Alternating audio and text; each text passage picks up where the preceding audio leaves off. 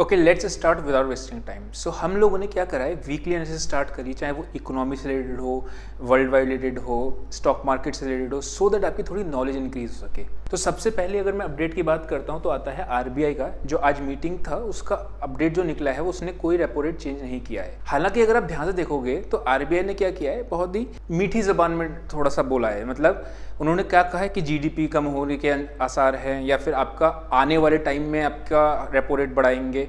तो ये कमेंट्री थोड़ी सी हॉकिश है, जैसे कि आपने देखा था यूएस के फेड ने दिया या वर्ल्ड वाइड दे रहे हैं। बट उन्होंने क्या किया, प्यार से बोला कि समझाया कि हाँ स्टॉक मार्केट में, मतलब इस तरीके से बताया कि स्टॉक मार्केट में कोई इफेक्ट ना पड़े।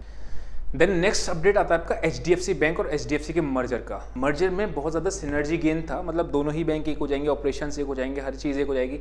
एचडीएफसी बैंक के 42 शेयर्स मिलेंगे अगर आपके पास एचडीएफसी हो। तो ये सारी चीज़ें थी। इसके बाद भी अगर आप ध्यान से देखोगे तो अगर आप देखोगे रेट, तो एचडीएफसी बैंक का रेट जो कि अराउंड 1700 तक पहुंच गया था उस दिन, वहाँ से 1500 रुपये के आसपास आ गया, और ऐसे 2900 का रेट 2400 के आसपास आ गया। तो ऐसा क्यों हुआ? देखो, बहुत लैक ऑफ ट्रांसपेरेंसी है, मतलब किस तरीके से ये मर्जर को एग्जीक्यूट करेंगे या फिर क्या इनकी प्लानिंग है, तो ये अभी बहुत ज़्यादा क्लैरिटी नहीं आई है। और सेकंड रीज़न क्या है, जो आरबीआई ने आज उसके बारे में वो भी करा था, आपका प्रपोजल के बारे में वो विचार कर रहे हैं। क्या है बेसिकली, 10% से ज़्यादा कोई भी म्यूचुअल फंड एक कंपनी में होल्ड नहीं कर सकता है, किसी एक पर्टिकुलर कंपनी में। जब एचडीएफसी बैंक और एचडीएफसी एक कंपनी बन जाएंगे तो 10% से ज़्यादा की होल्डिंग आ जा रही है बहुत सारे म्यूचुअल फंड्स की, जिस वजह से वो उनकी तरफ से सेल ऑफ देखने को मिलेगा। अगले 18 महीने में मर्जर कंप्लीट होगा एचडीएफसी की, अगर मैं बात करता हूँ तो। देन नेक्स्ट अपडेट आता है श्रीलंका का जो इकोनॉमिक क्राइसिस चल रहा है। देखो, इससे ना आपको बहुत चीज़ें सीखने को मिलेंगी कि किस तरीके से इन्फ्लेशन बेकाबू होता है। सबसे पहला स्टेप जो था 2019-20 के अंदर, श्रीलंका ने क्या किया था, वेट को रिड्यूस कर दिया था। वेट जैसे इंडिया में जीएसटी है, इस तरीके से। इससे होता क्या है, आपके हाथ में पैसा आएगा, लोगों की परचेजिंग पावर बढ़ेगी। फॉर एग्जांपल, आप जीएसटी से अपने इंडिया से कंपेयर करो, 1 लाख रुपए का कोई गुड है, उस पर 18% की जीएसटी, मतलब 1,18,000 रुपये का मिल रहा है। अब अगर ये 18,000 रुपये की जीएसटी को रिड्यूस करके 12,000 कर दिया जाए, 12% कर दिया जाए, तो 1,12,000 रुपये का मिलेगा वो सामान। तो लोग क्या करेंगे, सामान ज़्यादा खरीदेंगे। इंटेंशन गलत नहीं थी, बट हुआ क्या, इसके बाद आ गया कोरोना ने परचेजिंग पावर और रिड्यूस कर दी। मतलब गवर्नमेंट ने ऑलरेडी टैक्स रिड्यूस कर दिया और परचेजिंग पावर भी कम हो गई। इससे क्या हुआ, उल्टा इफेक्ट पड़ गया। मतलब लोग खर्च भी नहीं करे और टैक्स कलेक्शन बहुत ज़्यादा आ गया, जिसकी वजह से गवर्नमेंट का रेवेन्यू डेफिसिट में चला गया। देन सेकंड चीज़ जो आती है वो आता है आपका जो टूरिज्म सेक्टर है ना, वो 12% के अराउंड जीडीपी में कंट्रीब्यूट करता है। और जब कोरोना आया, टूरिज्म सेक्टर पे बहुत बड़ा हिट हुआ, जिसकी वजह से इसका जीडीपी अगेन गिरा। देन आप देख रहे होगे, अगर इसका मैं बात करता हूँ, 2019 के अंदर इसका फॉरेन रिजर्व था $5.7 बिलियन, जो कि अब रिड्यूस होकर हो गया $1.6 बिलियन। ये फॉरेन रिजर्व क्या होता है, बेसिकली विदेशी मुद्रा होती है। श्रीलंका के पास बहुत सारी चीज़ें को इंपोर्ट पे डिपेंडेंट था। अब जब बाहर के उसके पास फॉरेन करेंसी नहीं होगी तो खरीदेगा कैसे, यूएस डॉलर एक फॉरेन रिजर्व होता है। तो ये इसके पास रिड्यूस होना शुरू हो गए। प्लस इसका डेट, जो चाइना ने इसको डेट में फंसा रखा है, वो बहुत ज़्यादा इसके ऊपर ओवरबर्डन हो गया, जिसकी वजह से इनके पास बहुत ज़्यादा महंगाई बढ़ गई। शुगर देख लो 200 रुपये किलो, राइस आपको 500 रुपये किलो। तो ये सारी चीज़ें बहुत ज़्यादा महंगाई बढ़ गई। एक तो ऑलरेडी परचेसिंग पावर नहीं, महंगाई बढ़ रही, जिसकी वजह से जॉब लॉसेस शुरू हो गए, और ये एक बहुत बड़ा विशियस सर्कल बन गया।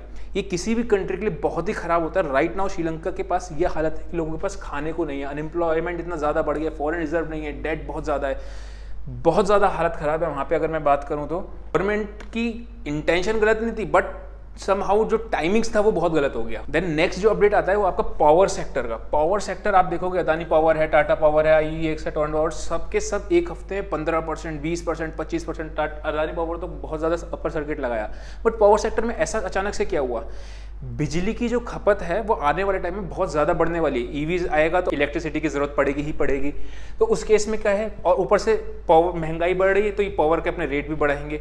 तो ये एक अच्छा इन लोगों के लिए खबर थी, जिसकी वजह से इनमें पावर सेक्टर में बहुत ज़्यादा रैली देखने को मिली। देन नेक्स्ट अपडेट आता है आपका टाटा न्यू ऐप का। नाउ ये दिस इज समथिंग, मैंने अभी एक थोड़ा सा मैंने यूज़ करके देखा इसको, बहुत ही अच्छी ऐप है। इस ऐप में सोशल नेटवर्किंग है, आपका सर्विसेज, ई कॉमर्स रिलेटेड। जैसे पहले ना टाटा ने क्या करा, बिग बास्केट को एक्वायर किया, 1mg को एक्वायर किया, इस तरीके से एक्विजिशन लगातार करते रह रहा था। समझ नहीं आ रहा था कि ऐसा कर क्यों रहा है। अब पता चला कि जो उसने ऐप लॉन्च करी है सबको, मतलब एक ही ऐप में सब कुछ है। ई कॉमर्स ले लो, आपका फूड का ले लो, अगर आपको फूड ऑर्डर करना है, यूपीआई की सर्विसेज है, ट्रांसपोर्टेशन की सर्विसेज, सब चीज़ें आपको एक ही ऐप के अंदर मिल जाएगी। टाटा के जैसे क्रोमा है, आपने देखा होगा इलेक्ट्रॉनिक्स में क्रोमा है, वो है। टाटा का क्लिक है, प्रीमियम ब्रांड्स जो होती हैं वो सारी चीज़ें। ग्रॉसरी है, बिग बास्केट से ग्रॉसरी ऑर्डर कर सकते हैं, यूपीआई से पेमेंट कर सकते हो। ईच एंड एवरीथिंग उसने एक सुपर ऐप में बनाई। इससे पहले बहुत सारी कंपनीज ने भी सुपर ऐप बनाने की कोशिश करी थी, बट अभी इसका देखते हैं हिट होता है या नहीं होता है। मेरे हिसाब से तो ये अभी जितना मैंने इसको यूज़ किया है एक दिन के आसपास, तो मुझे तो ये ठीक लगा है, अभी तक अच्छा एक्सपीरियंस है। लेट्स सी आगे क्या होता है। नेक्स्ट अपडेट जो है आपके अदानी जो है, मिस्टर अदानी, गौतम अदानी, इनकी जो नेटवर्थ है ये 6 मतलब दुनिया के 6 रिचेस्ट पर्सन पे पहुंच गए हैं। मुकेश अंबानी को तो ये पछाड़ ही चुके थे। और अगर अभी फोर्ब्स के हिसाब से हमने देखा है, ठीक है ना, तो इसमें ये $116 बिलियन की इनकी नेटवर्थ है। $116 बिलियन, सोचो पाकिस्तान का पूरा स्टॉक एक्सचेंज नहीं है इतना बड़ा, जितना बड़ा ये एक आदमी है। देन नेक्स्ट आपका अपडेट है, एलन मस्क जो है वो उन्होंने ट्विटर में 9.2% स्टेक करा है। अगर आप ध्यान से देखोगे तो जो इसका सीईओ है Jack Dorsey, mister Jack Dorsey, उनके पास इतना स्टेक नहीं जितना एलन मस्क के पास आ गया है। अभी अपने हिसाब से चेंजेस कर रहे हैं ट्विटर में कि किस तरीके से एडिटेबल होना चाहिए, लोगों से पूछ रहे हैं, बोर्ड में भी आ गए उसके। तो देखना में मजा आएगा ट्विटर में क्या अपडेट्स नेक्स्ट आते हैं, because Elon Musk is a very visionary man, हम सब जानते हैं। देन नेक्स्ट अपडेट आपका पेट्रोल डीजल।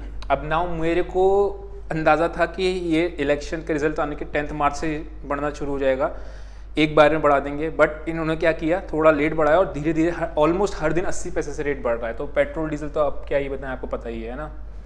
देन नेक्स्ट आपका जो आता है टाटा पावर के अंदर, ब्लैक रॉक ने $200 मिलियन से $500 मिलियन के बीच में रिन्यूएबल रिसोर्सेज में इन्वेस्ट कर सकता है, ऐसा रिपोर्ट्स ने बताया है। देन नेक्स्ट अपडेट है आपका मारुति सुजुकी का, जो कि अपने व्हीकल्स का प्राइस हाइक करेगा ऑल ओवर। वैसे इंडिया में भी इन्फ्लेशन बहुत ज़्यादा है।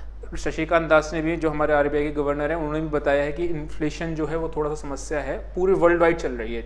देन नेक्स्ट स्टॉक आता है विजय शेखर शर्मा।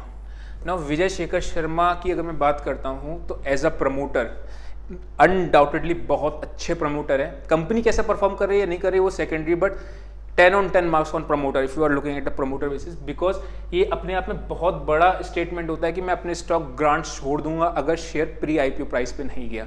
जाए ना जाए ये गॉड नोज, ठीक है ना, कंपनी प्रॉफिटेबल नहीं, गॉड नोज कब प्रॉफिटेबल होगी ये नहीं जानते, लेकिन प्रमोटर्स की तरफ से इतना है तो पूरे 10 on 10 मार्क्स। प्रमोटर, अगर मैं प्रमोटर के पॉइंट ऑफ व्यू से देखें तो उतने ही खराब हमारे को प्रमोटर देखने को मिला आईआरसीटीसी के। आईआरसीटीसी का चार्म तब से खत्म हो गया जब इसने कन्वीनियंस फीस पे 50% शेयरिंग लगाई थी। I mean totally stupid decision था। अगर आप बात करो, उन्होंने क्या कहा था, 50% जो कन्वीनियंस फीस आती है उसकी, और मेजरली आईआरसीटीसी का मेजर प्रॉफिट जो आता है वो इंटरनेट टिकटिंग बुक करने से आता है। जो ट्रेन की टिकट बुक करते हैं उस पर कन्वीनियंस फीस चार्ज होती है 23 रुपये कह रहा हूँ, उसमें से 50% शेयर कर देंगे। अब आप किसी भी कंपनी का 50% गवर्नमेंट ले जाएगा, जो कि आपका साल में 50 करोड़ 100 करोड़ के आसपास आता है, वो गवर्नमेंट हर साल ले लेगा। तो आप सोचो, अगर टोटल किसी का प्रॉफिट 200 करोड़ रुपए का आ रहा है, उसमें से 100 करोड़ आप ले लो, तो दिस इज स्टूपिडिटी। इसकी जगह पे गवर्नमेंट ने क्या करती है, अगर ऑफर फॉर सेल निकाली थी जस्ट फॉर 5%, तो उसके पास 1000 करोड़ आ जाते, सॉरी 500 करोड़ आ जाते, तो वो वहां से ले लेती, एक बार में मिल जाता। जब वो न्यूज आई थी ना, उसके बाद से जो सेल ऑफ देखने को मिला, उसके बाद से आईआरसीटीसी कभी उठा ही नहीं। अभी राइट नाउ न्यूज क्या है कि गवर्नमेंट फिर से ऑफर फॉर सेल निकाल सकती है, अराउंड 3.5% का स्टेक सेल कर सकती है। लास्ट अपडेट अगर मैं बात करता हूं तो ये आता है आपका यूएस वांट्स इंडिया, क्योंकि अगर इंडिया ने रशिया के साथ अलाइन करने की कोशिश की तो उसको इंडिया की कॉस्ट चुकानी पड़ेगी। इंडिया ने भी अच्छा जवाब दिया। इसका पे मेरे को वो एक डायलॉग था, आई थिंक मिर्ज़ापुर में था, कि अब हम वो गुड्डू नहीं रहे जो लिबिर करते थे, हमको चाहिए फुल इज्जत। तो इंडिया में बात करूँ तो इंडिया भी अब किसी से डरता नहीं है। पहले था कि इंडिया था कि इसकी अमेरिका के पीछे दबता था, कि अमेरिका से जो कह रहा है आपको याद होगा 19 में जब न्यूक्लियर टेस्ट होता तो कितना बवाल किया था अमेरिका ने। But India is now right now ऐसा कंट्री नहीं है। इंडिया एक ऑलमोस्ट बहुत मजबूत कंट्री है। फॉरेन रिजर्व्स की बात करूँ हमारे, या कि इकोनॉमी वाइज बात करूँ तो इंडिया एक बहुत मजबूत है। फिर वर्ल्ड की कंज्यूमर कंट्री है, हर कोई वर्ल्ड में इंडिया को पूछता है, बिकॉज क्योंकि मार्केट साइज इंडिया का बहुत बड़ा है, ठीक है। तो ये सारे आपके अपडेट्स हैं जो कि हमारे को पूरे वीक में मिले, जो इंपॉर्टेंट थे। आई होप आपकी कुछ नॉलेज इंक्रीज हुई होगी, and if you like this video make sure give it a like and subscribe the channel.